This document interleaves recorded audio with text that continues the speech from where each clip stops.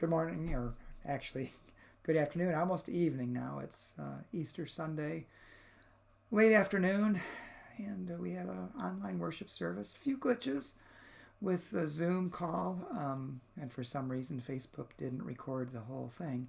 But we're working on that. We'll get that posted later.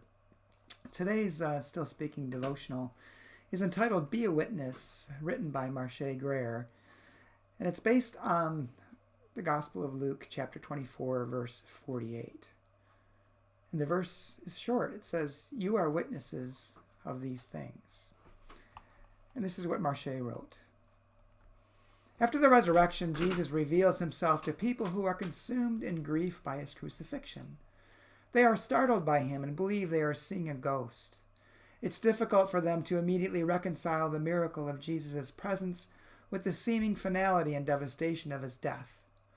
This is one of the first glimpses of the challenge of being a witness to the promise of Easter. The world can be seemingly falling apart, and we're called to believe that salvation is still possible. Our loved ones die from diseases we can't cure. World leaders start wars that never end. The greedy have plenty, and many of us struggle to survive. And yet we still believe that grace and mercy will keep saving us. We're still called to embody the grace and mercy of the one who did save us. We find seeds of hope in spiritual deserts. We witness violence and death all around us and somehow know that divine love hasn't lost its power. The resurrection gives us permission to challenge the limits of permanence, even the apparent permanence of death. And that is the call of being a witness. The promise of God won't fail us. And the miracle of Jesus is true. When disappointment surrounds us, even when we disappoint ourselves, we can keep going. When it feels as if we can't go on, everlasting love and everlasting life will embrace us and revive us. In a world of finite ends, "It is finished" gave us a holy beginning. In Marche's prayer, "Make my life a living testimony.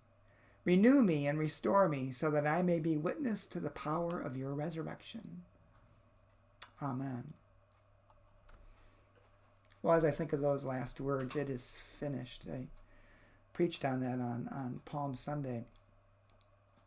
I do tend to think more in terms of it's completed rather than a vanquishing of Jesus. That's what Easter morning tells us. It is finished.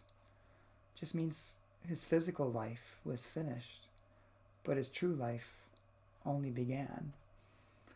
And so as we enter into, I've lost track of how many weeks it is now of the isolation for the coronavirus.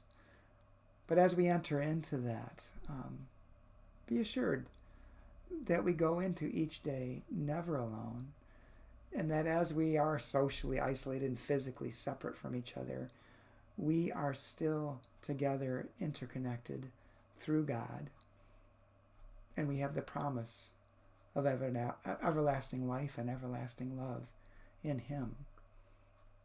That's what the resurrection really showed us, that God's love always wins. So keep the faith, my friends, and keep going, and keep connecting, and keep loving in whatever way you can.